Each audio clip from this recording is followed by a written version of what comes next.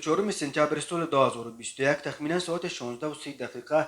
راننده автомашین تمغه تیکو کریموف خورشید عبدالجلیلویچ سال تولدش 1988 ساکن شهر ترسونزاده هنگام حرکت در حدود کوچه میرزا ترسونزاده امین شهر از عهده اداره автомашین نبرآمده نوبالغ کریموف عظیمجان عمرویچ سال تولدش 2005 ساکن شهر مذکور پخش نموده است. متاسفانه نوبالغ کریموف جراحت وزن جسمانی برداشته در بیمارخانه به هلاکت رسیده است. از روی این حادثه تحقیقات ادامه دارد.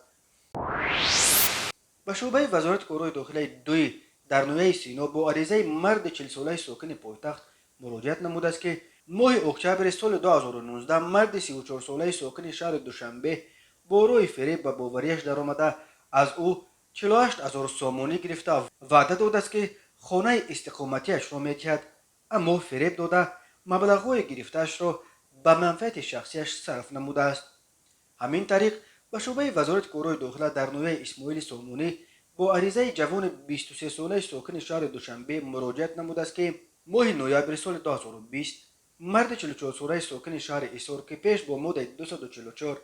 کودکس جنایتی جمهوری تاجیکستان صادر شده است با روی فریب و باوریش درآمده از او 206,000 سامانی گرفته وعده داده است که در بنای ساختمانش ناتمام خانه استقامتی به او گرفته می‌دهد، اما فریب داده مبلغ‌های گرفته‌اش را به منفعت شخصی صرف نموده است. از روی این حادثه تفتیشات ادامه دارد.